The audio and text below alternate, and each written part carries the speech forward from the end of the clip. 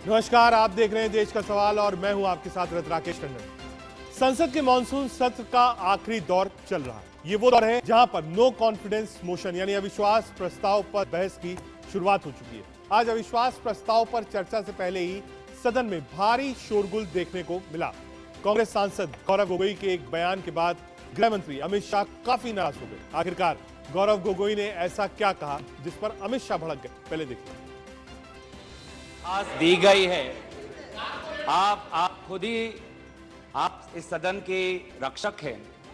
आपके दफ्तर के अंदर क्या बातचीत हुई है? क्या हम बताएं कि प्रधानमंत्री मोदी जी ने आपके दफ्तर के अंदर क्या क्या बातें की हैं? हम नहीं कहते। कोविड के बताना चाहिए, माननीय अध्यक्ष जी बताना चाहिए, बताइए। एक गंभीर आरोप है माननीय अध्यक्ष जी, बताइए।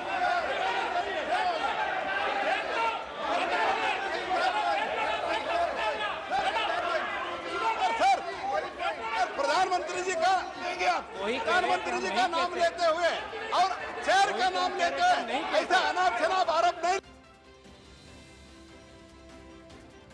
दरअसल जैसे ही अविश्वास प्रस्ताव पर चर्चा की शुरुआत हुई, केंद्रीय संसदीय कार्य मंत्री प्रहलाद जोशी ने विपक्ष की चर्चा की शुरुआत करने वाले नेता के नाम को लेकर पूछने लगे। उन्होंने कहा कि वो तो राहुल गांधी को सुनना चाहते थे, वो क्यों नहीं बोल रहे हैं। जी गौरव गोगोई स्थान पर बोल रहे हैं क्या सर? हम तो राहुल गांधी जी के भाषण सुनने के लिए हम उत्सुक है सर, हम उत्सुक है राहुल गांधी का। राहुल क्या हो गया ऐसे? क्या एकदम सुबह सर 11:55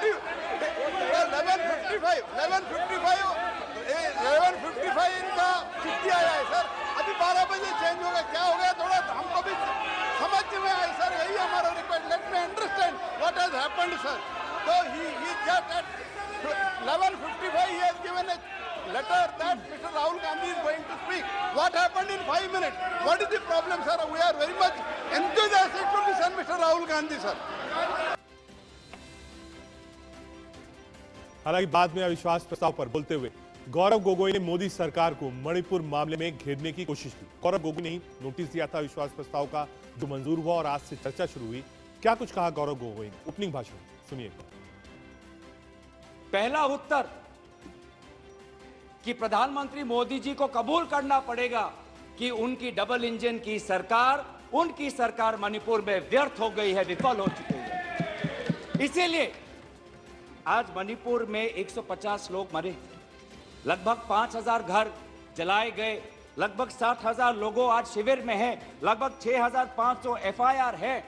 और मुख्यमंत्री, प्रदेश के मुख्यमंत्री होने के नाते जो एक संवाद का वातावरण बनाना चाहिए था, जो एक शांति, अमन और सद्भावना का एक वातावरण जो बनाना चाहिए था, आज उन्होंने सिर्फ मई महीने से नहीं, पिछले 2-3 सालों से ऐसे कुछ भड़काऊ उन्होंने कदम लिए हैं जो आज समाज के बीच में तनाव पैदा हो गया। वहीं लगातार कांग्रेस और विपक्ष को घेरने वाले निशिकांत दुबे ने जब सरकार की तरफ से मोर्चा संभालते हुए राहुल से लेकर विपक्ष के गठबंधन इंडिया पर निशाना साधा। क्या कुछ कहा उन्होंने हाउस में, सुनिए एक बार। ये INDIA की बात करते हैं। मुझे तो, मैं सोनिया जी का बहुत सम्मान करता हूं, और ये जो INDIA बना है सर, ये INDIA, यहां जितने लोग सांसद बैठे हैं ना, उनको रैंडम यदि आप पूछ लीजिए अपोजिशन वाले से कि INDIA का क्या फुल फॉर्म है, शायद कुछ ही लोग होंगे जो बता पाएंगे। और ये इंडिया बात कर रहे हैं सर।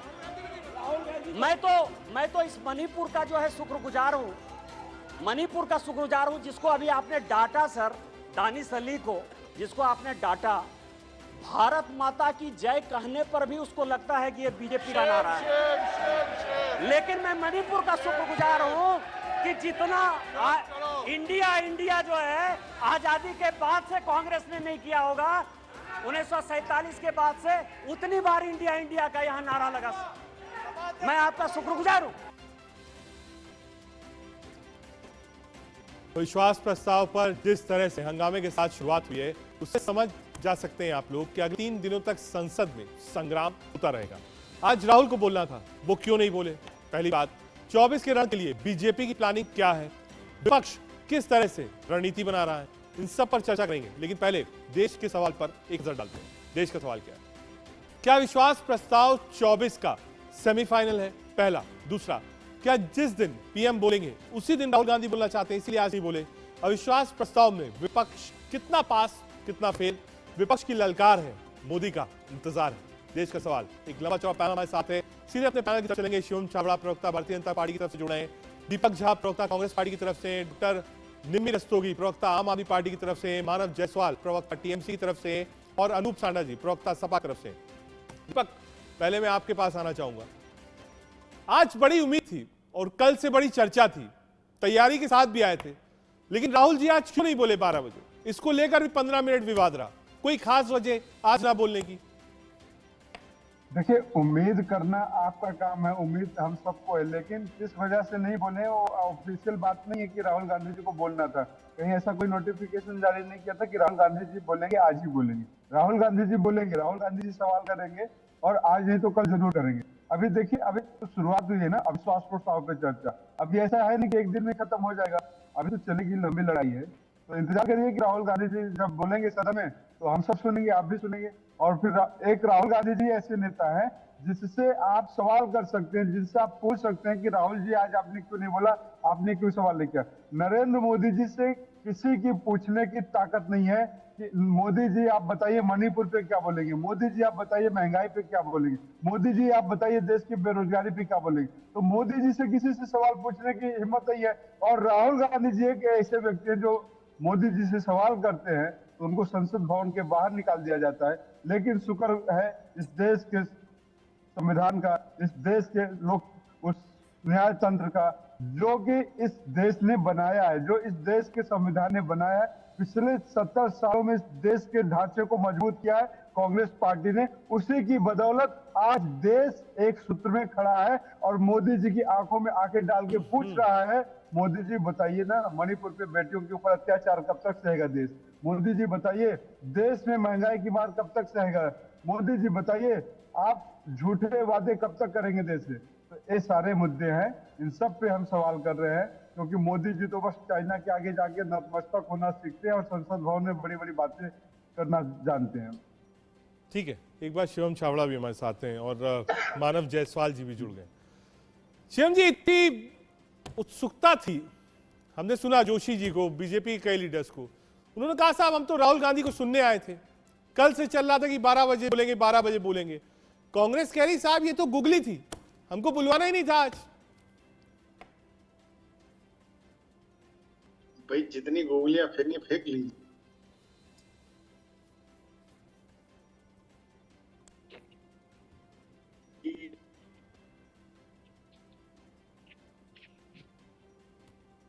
एक बार अनम्यूट करिएगा शिवम जी।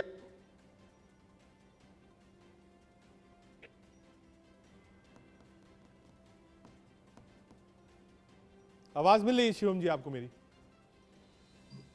आपको मेरी आवाज आ रही है? बिल्कुल आ रही, बोलिए। तो मैंने कहा ना कि पता नहीं कितनी गोगली फेंक लें, लेकिन सही मायने में दुख की बात तो ये है कि पूरा सेशन निकल गया। कल्पना करिए, मणिपुर पर राग अलापने वाले और मणिपुर की हाहाकार में अपने आप को हितैषी बनाने वाले इस कदर गिर गए कि अल्टीमेटली दिल्ली का ऑर्डिनेंस बिल आया तो साहब सदन चलने दिया, लेकिन दिल्ली के ऑर्डिनेंस बिल के अलावा सदन के अंदर में जो भी महत्वपूर्ण कार्य थे किसी को नहीं होने दिया। तो ये घड़ियाली आंसू जो बहाते हैं, ये इनके चाल और चरित्र दोनों को दिखाता है। दूसरी बात ये रही भाई राहुल गांधी जी की बात। राहुल गांधी जी की जैसा भी दीपक बोल रहे थे कि हमने निकाल दिया, तो उनको मैं याद दिला दूं, उन्होंने मोदी नाम के जो मोदी जो ओबीसी कम्युनिटी है उसका अपमान किया था वहां कोर्ट ने, उसके बाद हाई कोर्ट ने उनको कन्विक्ट किया। कन्विक्ट करने के बाद में उनकी जो सदस्यता गई।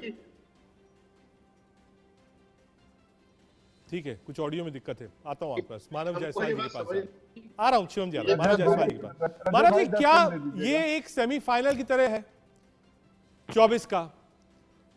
आंकड़े बहुत ज्यादा नहीं है जो अपोजिशन की टीम है इंडिया उसके पास, लेकिन लोग कह रहे हैं साहब ये बिल्कुल सेमीफाइनल जैसा है। आपने पीएम को मजबूर किया कि साहब वो सदन में आए और बोले 10 तारीख को, संभवतः वो बोलेंगे भी। नो कॉन्फिडेंस लाना, जबकि नंबर्स आपके पास नहीं था। और तीसरा, विपक्ष यानी भाजपा की तरफ से भी ये कहा जा रहा है आप लोगों को, कहा साहब आपको सिर्फ मणिपुर दिख रहा है, बंगाल और राजस्थान क्यों नहीं दिख रहा है? मनोज पाल जी। देखिए, पहले तो सभी को मेरा नमस्कार है। आप मुझे सुन पा रहे हैं? बिल्कुल बिल्कुल सर। देखिए, पहले तो ये आपको जान लेना होगा, ये कोई मजबूरी नहीं होनी चाहिए हमारे प्रधानमंत्री को मणिपुर के लिए बोलने के लिए, लेकिन ये विडंबना है इस देश की कि हमारे जो प्रधानमंत्री है वो देश विदेश की बातें कर सकते हैं, पूरे ब्रह्मांड की बातें कर सकते हैं, पूरे विश्व की बातें कर सकते हैं। अरे हाँ, वो तो विश्व गुरु भी हैं, लेकिन वो मणिपुर की बातें नहीं कर सकते। वो यूक्रेन के वॉर को रोक सकते हैं, लेकिन भाई घर में जो हो रहा है उसके बारे में वो चर्चा नहीं कर सकते। और देखिए, हम सरकार को घेर नहीं रहे हैं, सरकार ने अपने आप को खुद से घेर लिया है। मुझे याद है वो भस्मासुर वाली कहानी, जो शिव से जिसने वरदान लिया, तो ठीक उसी तरीके से मोदी जी ने हमारे देश के लोगों से वरदान लिया कि भाई हम जिसको भी चाहे भस्म कर दें। और आज ऐसी स्थिति आ गई है कि मोदी जी पूरे भाजपाइयों को भस्म कर रहे हैं, पूरे देश को भस्म कर रहे हैं। आज पूरा देश उनके साथ था, उनको 2-2 टर्म मिला, इतने बड़े उनको मैंडेट मिली, लेकिन उन्होंने किया क्या? ठीक है, उन्होंने पूरे हर छोड़ में देश को पछाड़ दिया है। देश पीछे है, मोदी जी आगे हैं। मोदी जी इतने भारी है कि भाई विश्व में कोई उतना भारी नहीं है। मैं आपसे बोलना चाहता हूं कि ये कोई सेमीफाइनल या फाइनल का ट्रेलर नहीं है। मेरा सप्लीमेंट्री है मानव जी, मेरा सप्लीमेंट्री है। निशिकांत जी जब बोल रहे थे, अगर आपने सुना उनका भाषण, बीजेपी की तरफ से उन्होंने ओपनिंग की, उन्होंने कहा टीएमसी हमसे क्यों झगड़ रही है? ये जितने भी स्कैम्स, जितने भी मामले दर्ज किए थे, सब कांग्रेस ने दर्ज कराए थे। और निशिकांत दुबे जी ने floor of the house quote किया, कहा जब ममता जी बैठी थी वहां पर अनशन में, रैली करी थी, उस वक्त हमारे अध्यक्ष राजनाथ जी थे, वो तो वहां साथ में गए थे, सरकार में साथ में रह चुकी हैं, जितने मामले दर्ज हैं वो सब कांग्रेस ने करवाए थे, तो कहा हमसे किस बात की दुश्मनी? देखिए, पहले तो निशिकांत दुबे जी ने बहुत सारी चीजें बोली। उन्होंने एक चीज और बोला था कि भैया जब द्रौपदी का चीरहरण हो रहा था, हाँ। तो सारे हस्तिनापुर में सब लोग मौनधारी हो गए थे, चुप थे, और उस समय युधिष्ठिर भी चुप थे और पांडव भी चुप थे। तो ये है इनका शिष्टाचार, चल चरित्र। ये चाहते हैं कि मणिपुर में जो हमारी माताओं, हमारी बेटियों के साथ हुआ है, तो हम चुप हो जाए। हम चुप नहीं रहेंगे। हम अपनी माताओं को इस तरीके से असहाय नहीं छोड़ सकते। वो हमारे देश का अटूट हिस्सा है। आज जिस तरीके से भाजपा ऑपोजिशन को कर्टेल कर रही है, सस्पेंड कर रही है, वो भाजपा ऑपोजिशन को सस्पेंड नहीं कर रही है। वो डेरेक ओब्रायन जैसे लोगों को बर्खास्त नहीं कर रही है। भाजपा ने, मोदी ने बता दिया है कि हम मणिपुर को बर्खास्त कर रहे हैं। मणिपुर को उन्होंने सदन से निकाला है। ठीक उसी तरीके से अब देश संज्ञान लेगा कि मोदी जी को उस सदन से कैसे निकालना है, और डेट तय है। मैं 2024 में मोदी जी जाने वाले हैं और देश के अच्छे दिन आने वाले हैं। ठीक है, निशिकांत दुबे जी का जो पर्सनल टिप्पणी होता है, जो दिखाना चाहते हैं कि भाई वो बहुत बड़े हितैषी हैं टीएमसी के, या फिर हम कांग्रेस से लड़ने लगे, ठीक है, ठीक उसी तरीके से टिप्पणी देते हैं। जब स्कूल कॉलेज में कुछ बच्चे लोग लड़ते हैं तो बोलते, देख भाई, तुम्हारा टाइम में हम तुम्हारा साथ दिया था, ये तुम्हारा दुश्मन था। ठीक आज है। तुम इसके डॉक्टर साथ निमिर दे रहा है। रस्तोगी, आ रहा हूं मानव भाई, आ रहा हूं। ये है डॉक्टर उनका निमिर रस्तोगी के पास एक बार, आम आदमी पार्टी लोग कल सेमीफाइनल बता रहे थे, कहा साहब देख लीजिए आंकड़ा कहां है इंडिया का और एनडीए का, 132 और 102। वो लड़ाई आप हार गए। बहुत मेहनत करी केजरीवाल साहब ने सबको जोड़ने की, इंडिया टीम में भी शामिल हो गए। अब आगे क्या? रजत जी, कौन हारा है कौन जीता है ये सब देख रहे हैं। हाथ मरोड़ कर, मैनिपुलेट कर संविधान को नकार कर, सुप्रीम कोर्ट को नकार कर जो भारतीय जनता पार्टी ने ये एक ड्रकोनियन स्टेट ऑर्डिनेंस लाया है, इसका खामियाजा पूरी इंडिया भुगतेगी। अगर कोर्ट हमारे पक्ष में फैसला देते हैं तो हम बहुत आभारी होंगे, लेकिन हमारी लड़ाई जारी रहेगी। और ये एक बहुत बड़ा मुद्दा है, ये बहुत, इसको लाइटली हम किसी भी तरह से नहीं ले सकते। ये जो नो कॉन्फिडेंस मोशन है, इसका कन्विक्शन हमें आ गया इसी बात पर कि हम सही हैं, कि हम मोदी सरकार के प्रति नो कॉन्फिडेंस मोशन ला रहे हैं, बिकॉज ये बहुत अहंकारी सरकार है। ये हर तरह से दबाने की, ऑप्रेस करने की कोशिश करती है, और हम इसका विरोध करते हैं।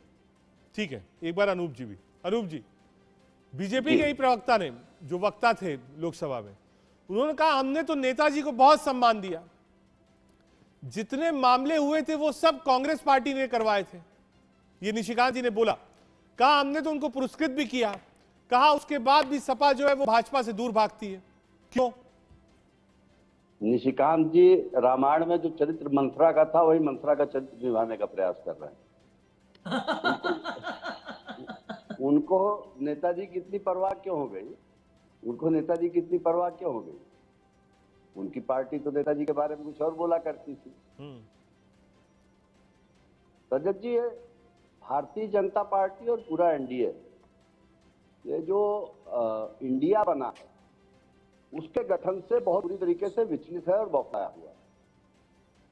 और माननीय प्रधानमंत्री जी, माननीय गृह मंत्री जी और भाजपा के तमाम लोग कोई भी बाजा बजाए, किसी भी तरीके का ढोल पीटे, लेकिन सच्चाई ये है कि अर्थव्यवस्था का मोर्चा ले लीजिए, सामाजिक समरसता का मुद्दा ले लीजिए, महंगाई का मुद्दा ले लीजिए, देश की सीमाओं की सुरक्षा का मुद्दा ले लीजिए, इन सारे मुद्दों पर, सारे बातों पर भारतीय जनता पार्टी बुरी तरीके से फेल रही है। अभी आप इस बात को विचार कीजिए कि मणिपुर जो पूर्वोत्तर का एक महत्वपूर्ण राज्य है, जिसकी सीमाएं अंतर्राष्ट्रीय सीमाएं लगती हैं, वहां अगर 3 महीने से वो प्रदेश जल रहा और माननीय उच्चतम न्यायालय को उसमें हस्तक्षेप करना पड़ गया और हस्तक्षेप करके ये बोलना पड़ गया कि 700 से ज्यादा घटनाएं हुई जिनकी और 2 FIR मात्र दर्ज हुई, मणिपुर के डीजीपी को बुलाना पड़ गया। कल मैं एक परिचर्चा में बैठा था, उसमें भाजपा के प्रवक्ता ने कहा कि साहब गृह मंत्री जी 3 दिन मणिपुर रह करके आए।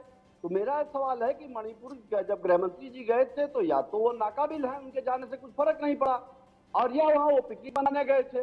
अगर देश का गृह मंत्री 3 दिन किसी एक प्रांत में रहकर के आता है जो प्रांत जल रहा है, उसके बावजूद वहां की स्थिति में सुधार नहीं होता, वहां केंद्रीय मंत्री के घर पे हमला होता है, सुरक्षा बल आमने सामने बंदूकें तान करके खड़े हो जाते हैं, मुख्यमंत्री कहता है मैं असहाय हूं, राज्यपाल कहती है कि मैंने ऐसी स्थिति नहीं देखी, तो क्या इस सरकार को शर्म नहीं आनी चाहिए? शिवम जी एक बार रिप्लाई कर दीजिए। भारतीय जनता पार्टी का राजनीति अपनी जगह, जो हिंसा हुई है मणिपुर पर, विपक्ष कह रहा है कि साहब हमारे पास नंबर्स नहीं है, हम अविश्वास प्रस्ताव नहीं जीत पाएंगे, कोई दिक्कत नहीं है। कहा लेकिन मणिपुर पर चाहते थे कि प्रधानमंत्री बोले, इसीलिए अविश्वास प्रस्ताव लेकर आए लोकसभा में। शिवम चावड़ा, अजय जी, इन घड़ियाली आंसू बहाने वाले मगरमच्छों को पहचानना सीखिए।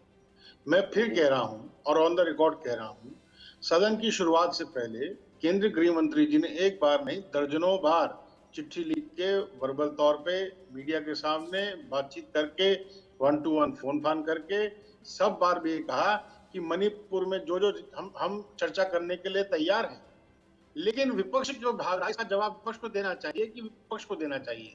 अब आप ये तो विपरीत परिस्थिति है भाई। मैं बार बार कह रहा हूं कि मैं सत्ता पक्ष का व्यक्ति हूं, प्रवक्ता हूं और पार्टी का स्टैंड कह रहा हूं कि सत्ता पक्ष आज से नहीं पहले दिन से तैयार था कि मणिपुर पर चर्चा हो। हाँ। लेकिन चर्चा नहीं होती तो विपक्ष भाग रहा है। क्यों भाग रहा है उससे पूछिए। शिवम, बात पे कहते थोड़े समय से मैं भी पार्लियामेंट कवर करता हूं। शिवम, होम मिनिस्टर दोनों ही हाउसेज में पहली जो डिमांड थी वो डिमांड ये थी कि प्राइम मिनिस्टर साहब एक स्टेटमेंट दे दें, उसके बाद किसी भी रूल में आप करा लीजिए। प्राइम मिनिस्टर साहब स्टेटमेंट दे, गृह मंत्री खड़े हुए, राजनाथ जी खड़े हुए, पार्लियामेंट्री अफेयर्स मिनिस्टर खड़े हुए, उन्होंने कहा कंसर्न मंत्री जो है और जिस विभाग के वो अमित शाह जी हैं, वो बोलेंगे, प्राइम मिनिस्टर नहीं बोलेंगे। तो विपक्ष ने कहा साहब हम तो प्राइम मिनिस्टर को सुनना चाहते हैं। नहीं, ये गलत, ये बिल्कुल गलत, मैंने कहा ना बिल्कुल गलत नेरेटिव सेट करने का मामला है। प्रधानमंत्री जी ने at the start of the पूरा सेशन बाइज्जत ये कहा कि जो घटना है जोड़ दे करने वाली है, अगर उस स्टेटमेंट को आप चलाएंगे तो निश्चित रूप से उनकी मेंटालिटी, उनकी साइकी क्लैरिटी हुई। दूसरी बात, जब गृह मंत्री पूरी जायजा लेते, एक मिनट हमारा भाई, एक मिनट, उनका बयान क्यों नहीं लेना चाहते भाई, इसका जवाब दें। आप कल्पना करिए कि केंद्रीय गृह राज्य मंत्री नित्यानंद राय वहां पे लगभग 25 दिन 30 दिन वहां रह करके आए उस स्टेट के अंदर में।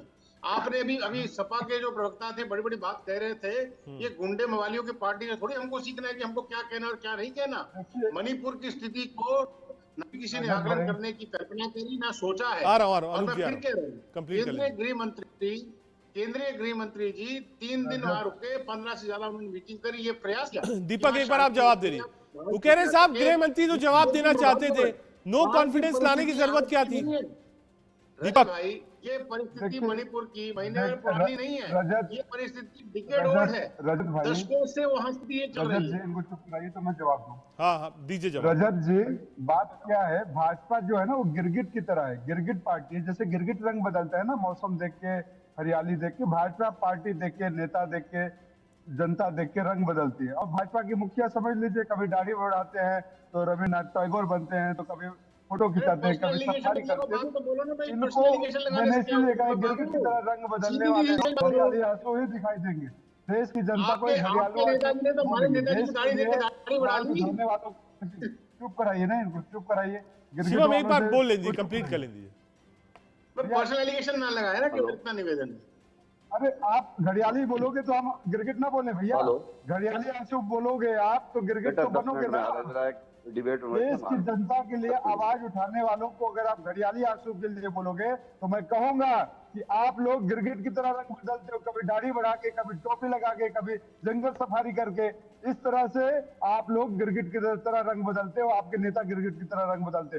जिस मुलायम सिंह को ये लोग कहते हैं कार सेवकों पे गोली चलवाया, उस मुलायम सिंह को आपने पद्म विभूषण अवार्ड दे दिया। भाई मोदी जी बहुत बहुत बधाई। मुलायम सिंह का सम्मान तो मोदी जी करते हैं। और भाजपा के प्रवक्ता अभी यहाँ पे बैठ के गुंडे मवाली की पार्टी कहते हैं समाजवादी पार्टी को, और ऋषिकांत दुबे जी संसद भवन के अंदर कहते हैं सपा हमारे से दूर क्यों भागती है। तो एक कंफ्यूजन क्या है भैया, देश में दोहरापन क्यों चलाते हैं, इतनी कंफ्यूजन क्यों है इनकी पार्टी के अंदर। रही बात मणिपुर में, मोदी क्यों बोलते हैं मोदी जी, तो आपको समझने में थोड़ा संकोच हो रहा है। मैं सीधा सीधा ये कह रहा हूँ, मैं सीधा सीधा कह रहा हूँ रजत भाई, इनका जो फ्लोर टेस्ट है वो केवल अपने मोदी दिखाने का मामला है। अगर उनको पता है कि मेजॉरिटी है, कितना को दिक्कत कर रहे हैं। रजत भाई, बेटी पढ़ाओ और बेटी पढ़ाओ कहने की बात कहते हैं और फिर कहते हैं गलती से जवान फिसल जाती है। ठीक है, अरे लड़कों से गलती हो जाती है क्या? अनूप जी एक बार ऐड कर लीजिए, क्योंकि आपकी पार्टी का नाम उन्होंने लिया है, इसलिए आप एक बार ऐड कर दीजिए। मानव जी के पास आ रहा हूं उसके बाद। मैं मुझसे कहा ना आपने? जी जी।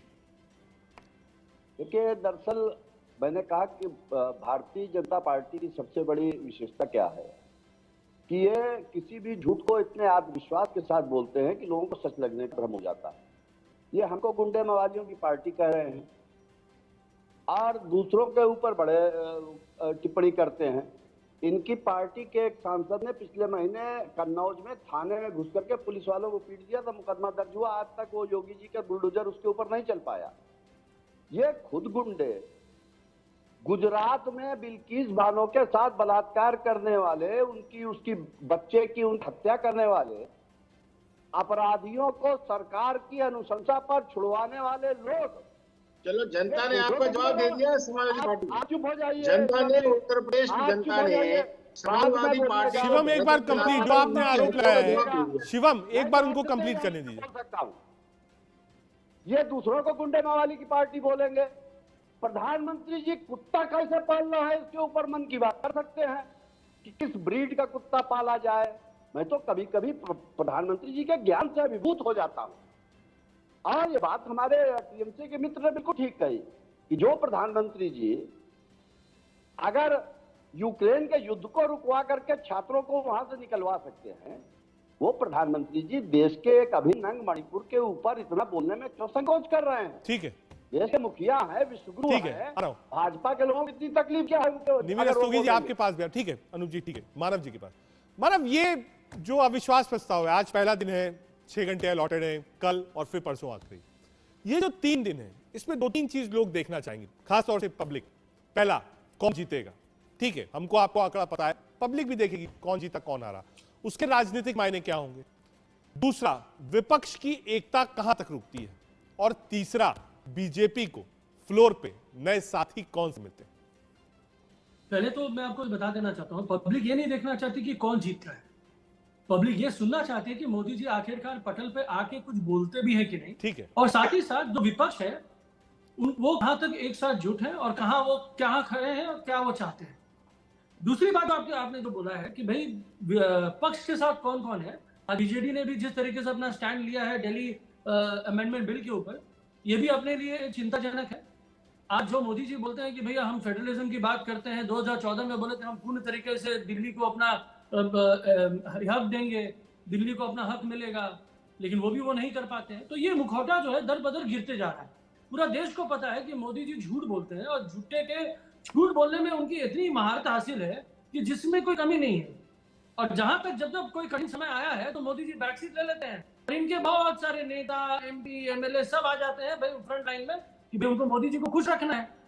आज आप हमसे बताइए कि भाई जो मणिपुर में हो रहा है, वो पहले बोलते कि पूरे देश में ऐसा हो रहा है, बंगाल में हो रहा है, राजस्थान में हो रहा है, लेकिन सुप्रीम कोर्ट ने कहा, जजमेंट दिया, सुप्रीम कोर्ट ने कहा, सुप्रीम कोर्ट ने क्यों डीजी को बुलाया, ये बहुत सारे हैं, लेकिन ये धरातल पे फेल है। ये डबल इंजन सरकार हर जगह फेल है, और ये पूरे देश में मणिपुर बनाना चाहते हैं। वो नूह वाला जो केस है हरियाणा में, वो भिन्न नहीं है, वो भी एक हिस्सा है, वो इनका एजेंडा है कि पूरे देश में ये आगजनी करो, हिंदू मुस्लिम करो, कोई बड़ी बात नहीं है। अयोध्या में भी कोई बम ब्लास्ट हो जाए, कोई तीर्थ स्थान में बम ब्लास्ट हो जाए, चाहे वो सोमनाथ हो चाहे कहीं पे भी हो, और फिर वो बता देंगे भाई देखो ये मुसलमानों ने इतना अत्याचार कर दिया, हमको तो एक होना है। तो लेकिन 1980 में जब भाजपा बनी थी तो उन्होंने वो नारा दिया था, हिंदुओं को डर, मुसलमानों से खतरा। ठीक उसी तरीके से मोहम्मद अली जिन्ना ने आजादी के पहले ये नारा देना शुरू किया, मुसलमानों को डर, हिंदुओं से खतरा। ये सिर्फ वही कॉइन के दो पहलू है, क्योंकि अंग्रेजों के अनुयायी है, अंग्रेजों से इन्होंने डिवाइड एंड रूल सीखा है, अंग्रेजों से इन्होंने पीठ पे छुरा मारना सीखा है, अंग्रेजों से इन्होंने लगान वसूलना सीखा है। आज पूरे देश से लगान वसूल रहे हैं और हमारे देश की संपत्ति को बेच के टीएमसी मानव जायसवाल का आरोप है, कहा तुष्टीकरण की राजनीति बीजेपी करती है, हिंदू मुसलमान बीजेपी करती है, वहीं से वोट बैंक आता है। टीएमसी मानव जायसवाल का आरोप। देश को बेच भी रहे हैं, जैसे अंग्रेज लोग बेचते थे और लगान वसूल रहे हैं, वोट से सरकार जैसे जीएसटी वसूल रहे हैं। ये मानव जायसवाल जैसे प्रवक्ता जो है ना ममता बनर्जी के, इनको देश पर बोलने का कोई अधिकार नहीं है। रही बात ममता बनर्जी जी की, तो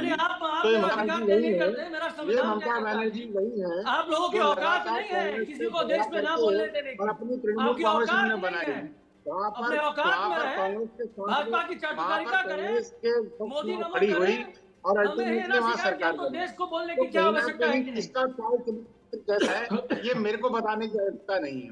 दुनिया महाराज, आप लोग तो पीठ पे बैठे हुए थे, कम्युनिस्ट पार्टी से जो दल लड़ रहा हो, आज केवल मानव एक बार कंप्लीट कर लें दीजिए शिवम को, तो ये उनके चाल चरित्र को बताता है। मैं फिर कह रहा हूँ, ये जो इसका कोई वैधता नहीं है। इसकी वैधता इसीलिए नहीं है क्योंकि विपक्ष को भी इस बात की जानकारी है कि कहीं ना कहीं मोदी जी के नेतृत्व में सरकार चल रही है, पूर्ण कॉन्फिडेंस की सरकार है, पूर्ण समर्थन की सरकार है, हमारे पास पूरा मैंडेट है और हम सरकार को यही तो अहंकार है ना। अरे सुन दो भाई, सुनने की तो आदत डालो, थोड़ा टॉलरेंस लेकर के आओ जायसवाल जी। इतना बोलते क्यों हो भाई, बोलते क्यों? अहंकारियों को नहीं सुनते, अहंकारियों का आईना दिखाते हैं। देखिएगा 10 तारीख को दूसरी बात, पूरा देश को उनका आईना दिख जाएगा। मोशन लेकर के आए हैं, ये बेसिकली इनका सेल्फ टेस्ट है। विपक्ष ये देखना चाहता है कि साहब उनके साथ कौन कौन सा तटस्थ तौर पे खड़ा है और उनकी अपनी स्थिति क्या है। कहीं ना कहीं इन्होंने उसका एक ट्रेलर जो है राज्यसभा के अंदर देख लिया है, कितने कॉन्फिडेंस के साथ राज्यसभा के अंदर भी गए, दिल्ली ऑर्डिनेंस बिल का विरोध करते रहे और बगड़ बिल्लों की तरह सारे एकजुट होकर के दिल्ली का विरोध करते रहे। देखिए कहीं ना कहीं जिस तरीके से करते हैं, इसीलिए भी आप कल्पना करिए, मणिपुर पर पूरा सेशन पानी में नहीं बैठे, एकजुट हो गए। इसका क्या अर्थ है? इसका अर्थ है आ रहा हूँ मानव जी, आप लोग की आपस में चलिए, आ रहा हूँ आ रहा हूँ, एक बार डॉक्टर निमि रस्तोगी को जोड़िए। निमि जी, बार बार चर्चा जो हो रही है वो दिल्ली सेवा बिल की हो रही है और बीजेपी इसको एक अपनी बड़ी जीत के रूप में सेलिब्रेट कर रही है, और फिर वही बात आ जाती है, एक अकेला सब पर भारी, सारा विपक्ष एकजुट हो गया, उसके बाद भी बिल लोकसभा और राज्यसभा में नहीं रुक पाया। जी रजत, Bharatiya Janata party is a party drunk on power. उनको लगता है कि उन्होंने हिंदुस्तान को खरीद लिया है, विपक्ष को जूते की नोक पे रख लिया है और इनसे ज्यादा अहंकारी कोई पार्टी नहीं हुई। और ये इतनी सफाई से झूठ बोलते हैं, इतनी सफाई से बार बार बोलते हैं कि इनको खुद ही लगने लगता है कि वो सच है। मैं शिवम जी से पूछती हूँ कि चलिए संसद में नहीं हुई डिबेट, प्रधानमंत्री अपने ईगो में रहे कि मैं नहीं आऊंगा, ये तो मैं होम मिनिस्टर करेंगे, बट आप ये बताइए कि इतने सालों में आपने किया क्या मणिपुर में? डबल इंजन की आपकी सरकार थी, क्यों ऐसी अव्यवस्था हुई? मैं आपसे पूछ रही हूँ, आप मुझे जवाब दीजिए कि क्यों मणिपुर में सिचुएशन हुई, क्यों आप उसके वहां पर कुछ भी करने में असमर्थ रहे, क्यों 700 लोग मरे, कौन उनकी जिंदगी का हिसाब देगा? आप मुझे बता दीजिए, आपके पास कोई जवाब है नहीं। You have messed up in Manipur. और अगर पत्थर की लकीर है, पत्थर की अगर लकीर है कि होम मिनिस्टर साहब ही ये हाउस में भी ये पॉइंट उठा है शिवम जी। कहा साहब डबल इंजन की सरकार थी मणिपुर में, ऊपर भी सरकार थी नीचे भी सरकार थी, कहां दिक्कत हो गई? इंटेलिजेंस फेलियर हुआ, मुख्यमंत्री का इस्तीफा क्यों नहीं लिया आपने? राष्ट्रपति शासन क्यों नहीं लगाया? छाबड़ा जी। नहीं, फिर वही बात है राष्ट्रपति शासन। अरे भाई एक्सट्रीम सोल्यूशन क्यों लेकर के जाना? अगर सरकार कंट्रोल ऑफ सिचुएशन है और हम चाहते हैं कि वहां पर सरकारें रहे, स्थिति कंट्रोल में रहे और हम उसको कर सकते हैं और करना चाहते हैं, तो राष्ट्रपति शासन हमारे पास में अंतिम विकल्प तो है ही, राष्ट्रपति शासन लगाना नहीं लगाना। लेकिन वहां चुनी हुई सरकार, एक मिनट निमी जी, एक मिनट रुक जाइए, बोलने दीजिए। थोड़ा कॉन्स्टिट्यूशन संवैधानिक स्थितियों को समझने की कोशिश की है। वहां एक चुनी हुई सरकार है, मैंडेट की सरकार है, शासन तब लगाया जाएगा जब बहुत इमरजेंसी सिचुएशन आएगी। और इमरजेंसी सिचुएशन क्या होता है? ठीक है दीपक, छावड़ा जी कह रहे हैं इमरजेंसी सिचुएशन होगी तब वहां राष्ट्रपति शासन लगेगा, तब मुख्यमंत्री को बर्खास्त करेंगे। कांग्रेस बार बार क्यों बोल रही है कि मुख्यमंत्री को बर्खास्त कर दीजिए? दीपक जी। रजत भाई भाजपा का जो बागड़ बिल्ला प्रवक्ता है, शिवम भाई एक मिनट अब सुनने दीजिए जरा। रजत भाई, भाजपा के जो बागड़ बिल्ला प्रवक्ता यहाँ पे बैठे हुए हैं, जो सांसदों को बागड़ बिल्ला कहने की औकात रखते हैं, तो खुद बागड़ बिल्ला की जमात से हैं, जो कि दो रंगा बिल्ला को बचाने की कोशिश कर रहे हैं। अटल बिहारी वाजपेयी ने कहा था एक मुख्यमंत्री को, जब गुजरात में दंगा हुआ था, ये खुद बताएंगे मुख्यमंत्री कौन था वहां पे, कि धर्म राजधर्म निभाओ आप। और उस वक्त अटल बिहारी की फटकार थी। आज वो व्यक्ति देश का प्रधानमंत्री बना हुआ है, उसको सीख कौन देगा कि तुम राजधर्म निभाओ भाई, आप राजधर्म निभाओ भाई। जनता सवाल करती है तो आप कहते हैं क्रिकेट हो, जनता सवाल करती है तो कहते हैं कि आप घड़ियाली आंसू बहा रहे हो। इनकी भाषा तो देख रहे हैं ना बीजेपी वालों की, इनका अहंकार तो देख रहे हैं ना, किस तरीके के नहीं करी कांग्रेस पार्टी। इसीलिए मैंने कहा बागड़ बिल्ला चर्चा क्यों नहीं करी? पूरा सेशन खत्म हो गया, चर्चा क्यों नहीं करी? आप इस पर मैंने घड़ियाली आंसू इसलिए कहा कि हिंदी में कहावत है, आप हिंदी के भोबड़े ज्ञाता है, लेकिन इस बात को समझने की कोशिश नहीं क्यों नहीं करी? अगर सरकार चाहती है उनको बचाने की कोशिश क्यों नहीं करा? रंगा बिल्ला बता रहा है, चर्चा करने रंगा बिल्ला को बचाने की कोशिश मत करो। और देखो रंगा सियार हो आप लोग, मुझे पता है भाई, शेर नहीं बन जाओगे गिदड़ की खाल पहन के। आप जनता को धोखा दे रहे हो। अच्छी बात है, देश 2024 में जवाब देगा आपको। मानव जी, बोल नहीं सकते जो राजनीतिक कारण है, क्योंकि आज पार्लियामेंट्री बोर्ड की बैठक थी भारतीय जनता पार्टी की, वहां पर जो सांसद थे उन्होंने कहा साहब ये तो सेमीफाइनल था, कल आपने देख लिया, तो जो आंकड़े आएंगे 10 तारीख को, उस आंकड़े के साथ तो बीजेपी बाहर जाएगी ना। कहा साहब देख लीजिए इंडिया कितना यूनाइटेड हो गया और हम लोग कहां पर खड़े हैं। देखिए रजत जी, मैंने आपको पहले भी बोला है, ये आंकड़े जो आएंगे या जो भी रिजल्ट आएगा वो हम लोग सबको पता है, ठीक है।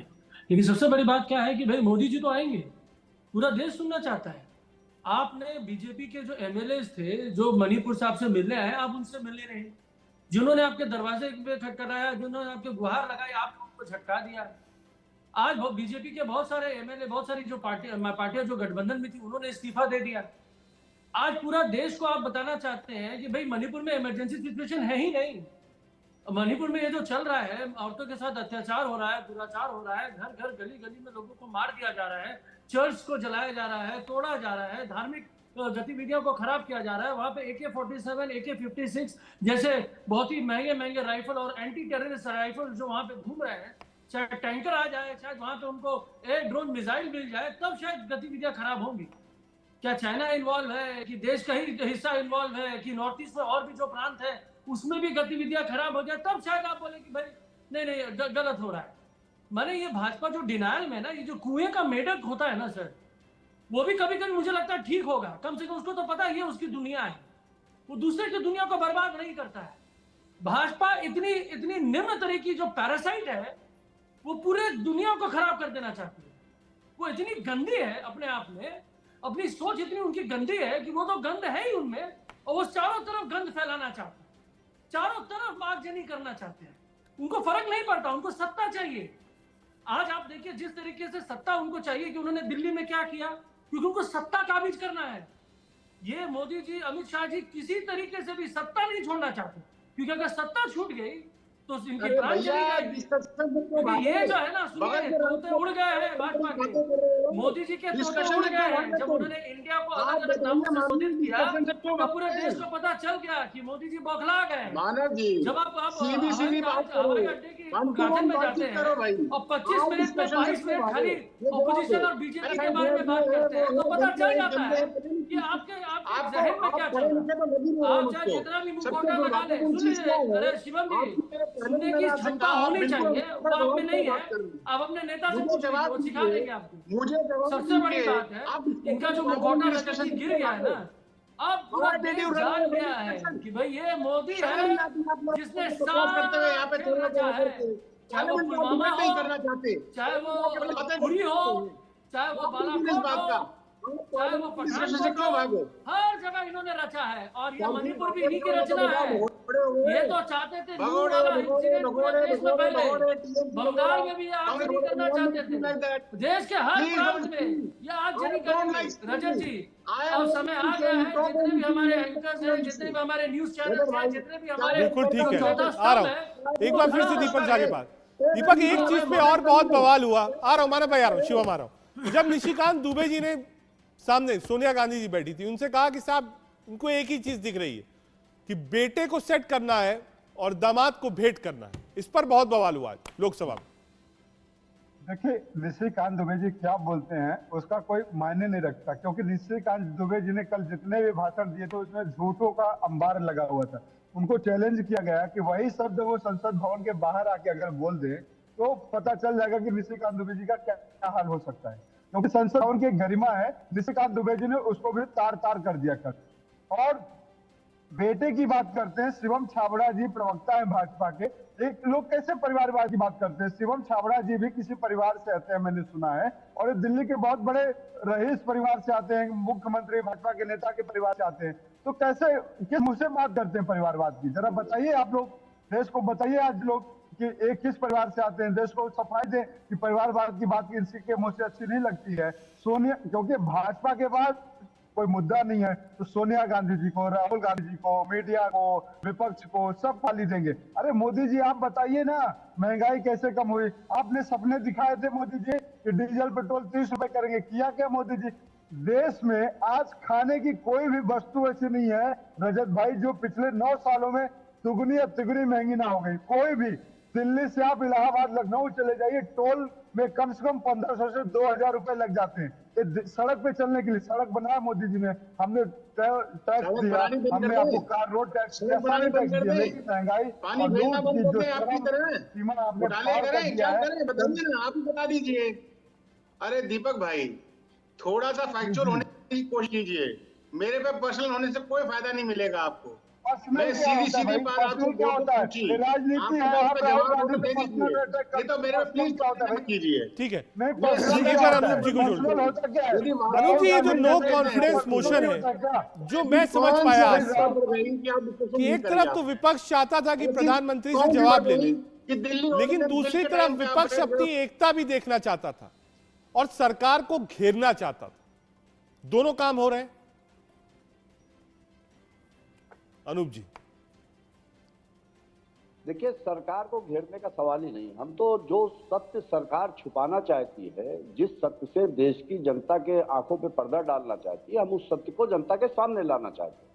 अपनी एकता आजमाने का कोई सवाल नहीं। हमको मालूम है कि संख्या बल में, आंकड़ों में वो हमसे आगे है, लेकिन जब संसद में या विधानसभाओं में कोई प्रस्ताव आता है और विपक्ष उसका विरोध करता है तो उसका लक्ष्य नहीं होता है कि हमको इससे सरकार को गिरा देंगे, इससे हमको उसको मालूम होता है कि ये सरकार जो सत्ता पक्ष है वो इसमें कामयाब होगा अपनी बात को पास कराने में। लेकिन उसी बहाने देश की जनता विपक्ष के उन सवालों को सुनती है जिन सवालों से सत्ता पक्ष आंखें मूंदे होता। आज विपक्ष जब ये सवाल करना चाहता है, अभी हमारे भाजपा के प्रवक्ता जो गली के गुंडों जैसी भाषा बोल रहे हैं, जैसे गली में चौराहे पे खड़े होकर के कुछ गुंडे होते हैं, हर आते जाते को गाली देते हैं, अगर कोई अपने से बीच पड़ जाता है तो उसके पीछे दस्तक हो लेते हैं, तो उस तरीके की जो भाषा बोल रहे हैं वो भारतीय जनता पार्टी इस बात को नहीं चाहती कि देश की जनता के सामने उसकी सच्चाई का विस्तार से वर्णन हो। इसलिए वो मुद्दों को घुमा करके शिवम। बात को विपक्ष पर आरोप करके, उल्टा आरोप लगा करके जनता का ध्यान भटकाना चाहते हैं। आज बात होनी चाहिए कि चीन की सीमाओं से लगे हुए प्रांतों में यह सुरक्षा क्यों है। सुब्रमण्यम स्वामी जो भाजपा के सांसद थे, उन्होंने एक ट्वीट किया था कि 4054 वर्ग किलोमीटर जमीन चीन ने 2020 के बाद लद्दाख में भारत की कब्जा कर ली, वो प्रधानमंत्री कब छुड़ाएंगे। ठीक है मणिपुर के हालात शिवम, में राहुल छुटकारा गांधी आज मिलेगा। नहीं बोले हैं, बहुत उत्सुकता थी आज सत्ता पक्ष को भी, और प्लानिंग यही थी कि 12 बजे जब ये डिबेट ओपन होगी नो कॉन्फिडेंस मोशन पर, तो राहुल गांधी इसको इनिशिएट करेंगे। आज नहीं बोले, पहले उनकी सदस्यता गई, फिर उनका मकान भी गया, अब सदस्यता भी वापस सुप्रीम कोर्ट से मिली और मकान भी वापस वही वाला अलॉट हो गया। आपको लगता है बहुत आक्रामक राहुल गांधी हो सकता है वो कल या परसों में बोले, या इंतजार रहे कि जब प्रधानमंत्री जी सदन में हो तब शायद राहुल गांधी जी बोलना चाहते हैं? तो एक आक्रामक विपक्ष और राहुल गांधी बीजेपी को देखने को मिलेगा।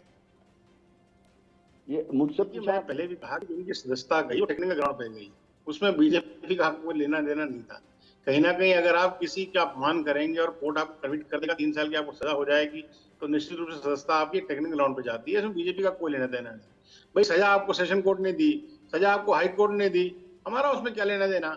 सुप्रीम कोर्ट ने आपको रिलीफ दिया और कहीं ना कहीं आपकी सजा पर स्टे किया और कहीं ना कहीं ये कहा, लेकिन आपको बरी नहीं किया चार्जेस से। You are still a convict.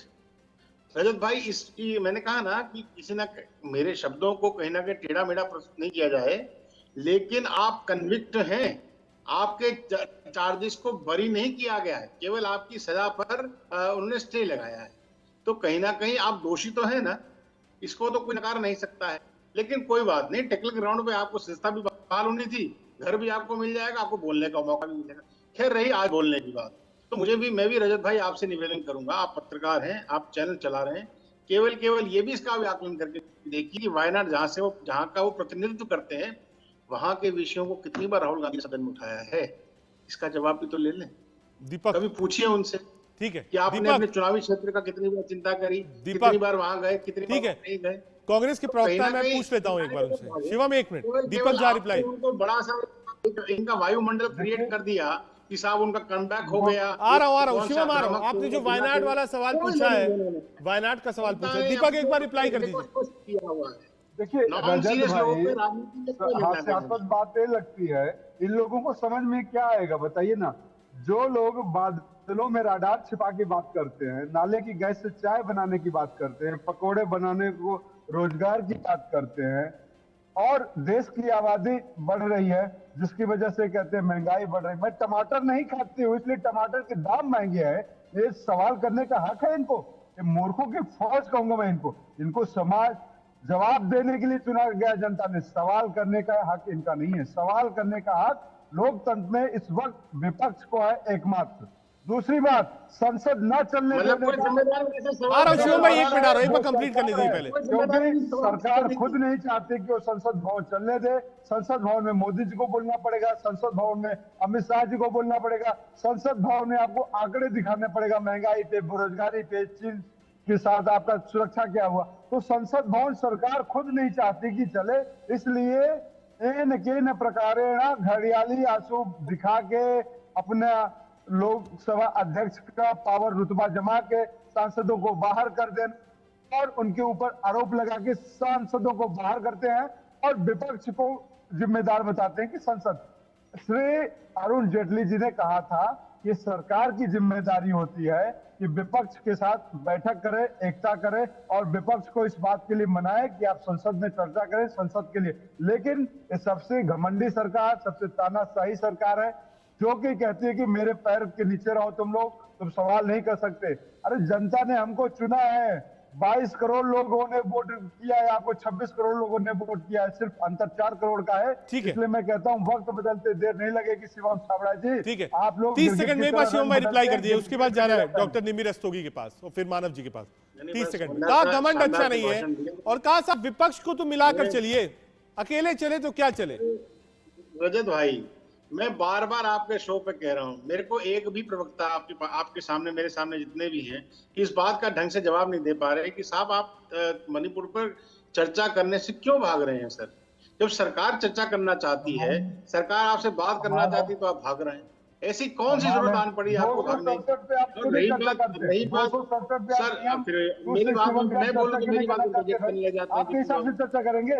आपके नहीं आप मत कीजिए मेरे हिसाब से चर्चा, ना अपने हिसाब से चर्चा कर लीजिए, क्या दिक्कत है भाई? आप अपने हिसाब से चर्चा कर लीजिए, करिए तो सही सर, करिए तो सही, बात तो करिए, करना आप चाहते हैं नहीं, भागते आर मैं जा रहा हूँ, मानव जी कुछ ऐड करें। मानव जी देखिए, ये शिवम जी को पता ही नहीं, उनके पास जवाब नहीं रहेगा, उनके पास जवाब नहीं रहेगा सर।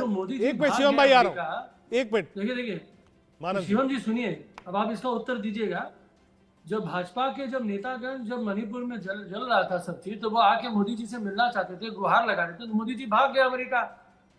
ये जो अमेरिका जो मोदी जी भागे हैं ना, तो विपक्ष नहीं पूरा देश चाहता है कि वो सदन में आके सदन की गरिमा को रखते हुए सदन में बताए कि वो भागे क्यों, वो मणिपुर को जलता छोड़ भागे क्यों। क्या मणिपुर के प्रधानमंत्री वो नहीं है? क्या मणिपुर भारत का अभिन्न हिस्सा नहीं है? कि मणिपुर के जो 32 लाख जो नागरिक हैं, जो लोग हैं, वो भारतीय नहीं है? ठीक है, एक बार निमि रस्तोगी, आपको मैं बता देना इसका आउटकम निमि रस्तोगी जी, ये जो 3 दिन की बहस होगी, इसका आउटकम विपक्ष क्या चाहता है? एक तो प्रधानमंत्री जी से जवाब, राजनीतिक बयान क्या आप लोग चाहते हैं? आप मणिपुर पर चर्चा आ रहा हूँ शिवम भाई, आ रहा हूँ, एक मिनट। मानव जी आ रहा हूँ, निमि रस्तोगी जी की बात, आउटकम इस 3 दिन की बहस का। लेटली ये जो बैक टू बैक इश्यूज हुए, एक मणिपुर का और एक ये जो दिल्ली स्टेट ऑर्डिनेंस का, इससे बीजेपी की पूरी पॉलिश उतर गई है, उनकी पूरी कलाई खुल गई है और अब वो टोटली डीग्लैमराइज हो गई है। ना तो सुशासन है, ना नीति है, ना सुनीति, राजनीति कुछ नहीं है, सिर्फ धोखा है, सिर्फ और सिर्फ मैनिपुलेशन है और झूठे नैरेटिव को प्लांट करना है। मुझे बहुत खुशी है कि 2024 इलेक्शन जैसे जैसे पास आते जा रहे हैं, इनका असली चेहरा सामने आता जा रहा है। शोभा नहीं देता है। आप कल्पना करिए, अभी तो बहुत ज्यादा दूर नहीं जाइए, कल के सेशन की आप देख लीजिए, राघव चड्ढा जी के ट्वीट को कि प्रिविलेज अल्टीमेटली उनको प्रिविलेज कमेटी में भेजना पड़ गया। बताइए, फर्जी सिग्नेचर भी करते हैं। ये कल्पना करिए, ये कल्पना झूठा क्या है भाई? मैंने थोड़ी कहा, बीजेडी के सांसद ने कहा। ये बिल्कुल, और ये बात साफ हो चुकी है कि किसी भी तरह से किसी का कंसेंट लेना जरूरी नहीं है। आप मुद्दे को समझ नहीं रहे हैं। आपके 2 मंत्री, आप 4 चरित्र की बात आप आम आदमी पार्टी करती है, 2 मंत्री जेल में है मैडम। वो आपके षड्यंत्र की वजह से है, वो आपके षड्यंत्र की वजह से है। ईडी आपके पास है, सीबीआई। दीपक, कोई विशेष स्ट्रैटेजी की आज राहुल गांधी को आप लोगों ने नहीं बुलवाया? दीपक झा, आप मुझे रजत भाई बताइए, राहुल कौन सी गांधी विधानसभा में बोलेंगे, कौन से प्रदेश आज चर्चा शुरू हुई है और ऐसी कोई विशेष नहीं है, क्योंकि देखिए अभी 3 दिन बहस चलेगी। ठीक है, हमको भी इंतजार रहेगा कि कब राहुल गांधी बोले, और उसके बाद मुझे लगता है लोग सुनना चाहेंगे प्रधानमंत्री नरेंद्र मोदी को भी 10 तारीख को, जब वो इसका रिप्लाई देंगे। बहुत शुक्रिया आप तमाम मेहमानों का। कोशिश ये थी कि समझे, आज पहला दिन था नो कॉन्फिडेंस मोशन का, वार पलटवार सामने था, अभी बहस चल रही है, 2 दिन बाकी है। आज स्ट्रेटजी के साथ कांग्रेस पार्टी ने राहुल गांधी को तैयारी के साथ तो भेजा था, लेकिन सदन में बोलने से ठीक पहले प्लान चेंज करके गौरव गोगोई से बहस शुरू कराई। वो सिर्फ इसलिए था क्योंकि प्राइम मिनिस्टर लोकसभा में मौजूद नहीं थे, तो राहुल गांधी और कांग्रेस पार्टी को लगता था कि जब प्राइम मिनिस्टर सदन में हो तब राहुल गांधी अपना भाषण दें। देश का सवाल में आज के लिए इतना ही। देखते रहिए इंडिया।